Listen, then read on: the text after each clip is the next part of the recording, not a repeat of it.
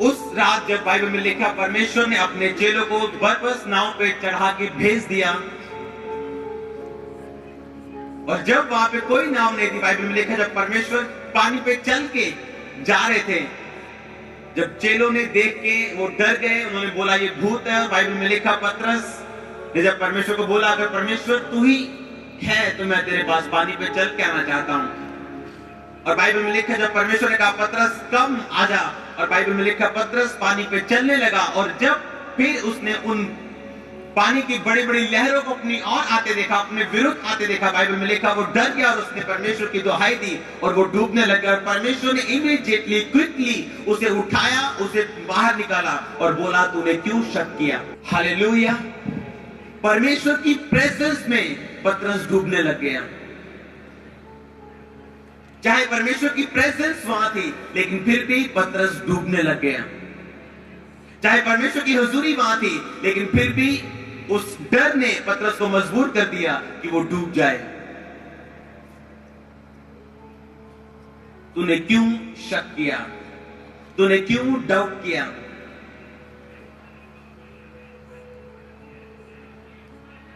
Bible में लिखा परमेश्वर की प्रेजेंस सामने थी, लेकिन फिर भी वो डूबने लग गया, और परमेश्वर ने इमीडिएटली फिर उसे पानी से निकाला।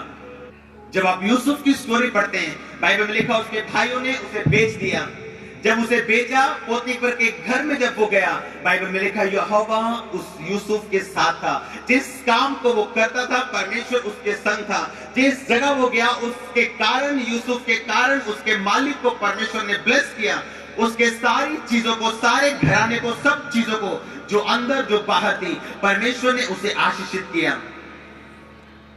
अगर यूसुफ डर जाता, अगर यूसुफ इस भरोसे को छोड़ देता कि सब बातें मिलकर भलाई को पैदा करती हैं, और परमेश्वर की दुहाई ना देता, उसके वचन पे खड़ा ना रहता, बाइबल में लिखा फियर, डर जो परमेश्वर की योजनाओं को आपके जीवन में खत्म कर देता है। डर की वजह से पतरस परमेश्वर की प्रेजेंस में डूबने लग गया। आपके जीवन में परमेश्वर की हुजूरी है, बाइबल में लिखा है पवित्र आत्मा के द्वारा परमेश्वर आप पे बसते हैं, लेकिन वो डर परमेश्वर की प्रेजेंस के होते भी आपको डुबोने लग जाता है। बाइबल में लिखा है जब यूसुफ के जीवन में अटैक किया दुश्मन ने, बाइबल में लिखा यूसुफ स्वप्नों को देखने वाला लड़का था, दर्शनों को देखने वाला लड़का था। परमेश्वर की खास दया उस पे थी। परमेश्वर की खास दया शैतान के अटैक को भी आकर्षित करती है। परमेश्वर की खास दया शैतान को भी अपनी ओर आकर्षित करती है। उस खास दया के कारण उसके भाई उसके विरोध में थे।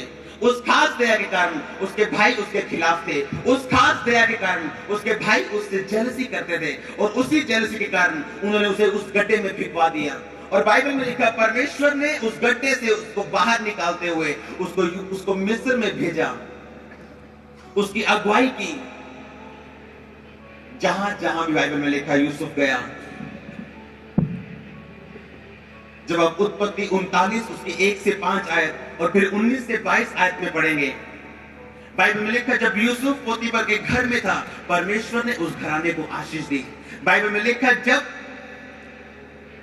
पोतीफर की पत्नी के साथ सोने को उसने इनकार कर दिया और उसने गलत बातों में उसे फंसा के जब जेल भेज दिया, बाइबल में लिखा जब यूसुफ जेल गया तो जेल के दरोगा ने उसे जेल का प्रधान बना दिया एक तरह का। बाइबल में लिखा कुछ भी यूसुफ की इच्छा के बिना वहां नहीं होता था।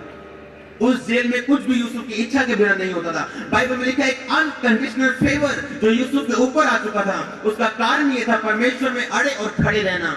उसका कारण यह था यूसुफ एक बात को जानता था, परमेश्वर की खास दया के कारण, खास भेदों के कारण दुश्मन मुझ पे अटैक तो कर सकता है, लेकिन परमेश्वर की दया को, परमेश्वर के अनुग्रह को वो मेरे जीवन से छीन नहीं सकता। वो मुझ पे अटैक तो कर सकता है, शैतान आप पे अटैक तो कर सकता है, लेकिन परमेश्वर की दया और वो अनुग्रह जो आपके जीवन के ऊपर है उसे कभी भी छीन नहीं सकता।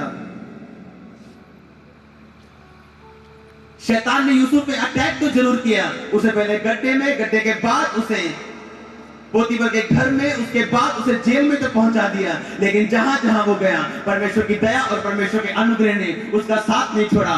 शैतान आप पे अटैक तो कर सकता है, लेकिन दूसरी ओर परमेश्वर की दया और अनुग्रह को आप साथ साथ महसूस करेंगे अपने जीवन में, उसकी दया और उसके अनुग्रह को फेंकते हुए। क्योंकि वो शैतान आप पे अटैक तो कर सकता है, लेकिन परमेश्वर की दया और उसके फेवर को आपकी जिंदगी से हटा नहीं सकता, छीन नहीं सकता, निकाल नहीं सकता। जो परमेश्वर की योजनाएं उन्हें वो नाश नहीं कर सकता। वो आप कुछ भी करे, परमेश्वर की दया को, उसकी प्लान को वो कभी खत्म नहीं कर सकता। फियर, डर है जो परमेश्वर की प्लानिंग को खत्म करता है। पाप है जो परमेश्वर की प्लानिंग को खत्म करता है। पाप है जो परमेश्वर को दूर करता है। डर है जो परमेश्वर की योजनाओं को, उसके बड़ी प्लानिंग्स को हमें देखने नहीं देता। बाइबल में लिखा पतरस परमेश्वर की प्रेजेंस में डूबने लग गया। कई लोग परमेश्वर की प्रेजेंस उनके जीवन में है, लेकिन डर फिर भी उन्हें डुबोता है। वो बीमारी का डर उन्हें फिर भी डुबोता है। वो फ्यूचर का डर फिर भी उन्हें डुबोता है। बाइबल में लिखा है मत डर क्योंकि मैं तेरे साथ हूं। मत डर, जो कल्पनाएं, जो योजनाएं मैं तेरे विषय में करता हूं वो तेरे लाभ के लिए, हानि के लिए नहीं। बाइबल में लिखा है जब यूसुफ को इस बात का पता था कि अगर उसके जीवन में परमेश्वर की दया बहाना है तो उसकी प्रॉब्लम्स भी बड़ी हैं। लिखा उस व्यक्ति को जब दूर से यूसुफ को आते उसके भाइयों ने देखा, उन्होंने उसका मजाक उड़ाया, बोला वो देखो स्वप्न देखने वाला आ रहा है, आओ आज इसको मिटा दें, इसको गड्ढे में डाल दें या इसको मार दें। शैतान आप पे अटैक तो कर सकता है, लेकिन परमेश्वर की दया और उसकी मर्सी, उसकी अनुग्रह को जो आपके जीवन में वो कभी निकाल नहीं सकता। जब तक आप ना चाहें, जब तक आप मौका ना दें कि डर आपके जीवन में आपके सब चीजों को खत्म कर दे, सब आशयों को खत्म कर दे। परमेश्वर की प्रेजेंस में पतरस डूबने लग गया। उसकी हुजूरी के होते हुए भी वो डूबने लग गया। जब उसने अपना ध्यान पानी की ओर लगाया, जब उसने अपना ध्यान इन बातों की ओर लगाया कि इंसान को पानी पर चलने के लिए नहीं बनाया गया, जब शैतान ने उसके दिमाग में बातों को डाल के, डर को डाल के उसे डुबोना शुरू कर दिया। हालेलुया। बाइबल में लिखा है यूसुफ पे शैतान अटैक तो कर सकता था, लेकिन उसकी दया को, परमेश्वर की महान दया को, परमेश्वर के महान अनुग्रह को, परमेश्वर की महान प्लानिंग्स को उसके जीवन से निकाल नहीं सकता था। उसका ध्यान केवल परमेश्वर की बातों की ओर था। पतरस जब डूबा तो शक की वजह से डूबा। हालेलुया। शैतान उस पर अटैक तो कर सकता था, लेकिन परमेश्वर की दया को उसके जीवन से छीन नहीं सकता था।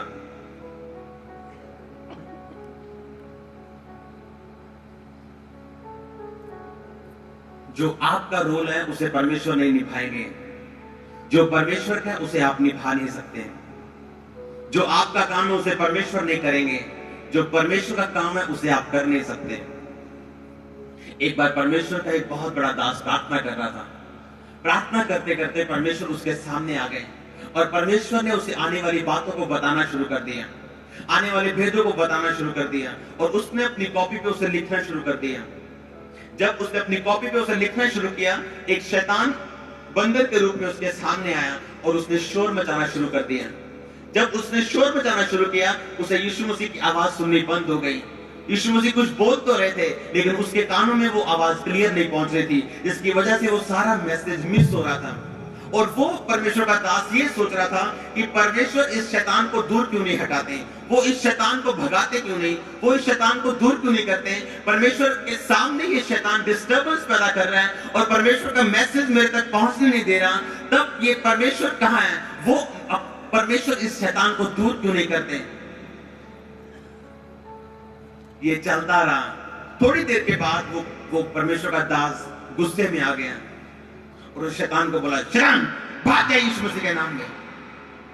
जब उसने ऐसा बोला, वो शैतान उसी वक्त भागा और उसने यीशु मसीह से पूछा, प्रभु आप मेरे को बताओ, आपने उसको क्यों नहीं भगाया।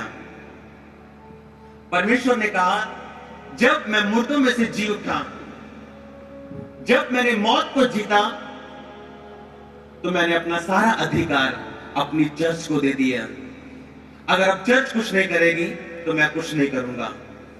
हालेलुया। परमेश्वर ने कहा, मैंने अपना सारा अधिकार अपनी चर्च को दिया है, इसीलिए कुछ लोग पूछते हैं अगर परमेश्वर है तो हॉस्पिटल्स में लोग मरते क्यों हैं, एक्सीडेंट क्यों होते हैं? अगर परमेश्वर है तो हॉस्पिटल में हजारों लोग रोज क्यों मरते हैं?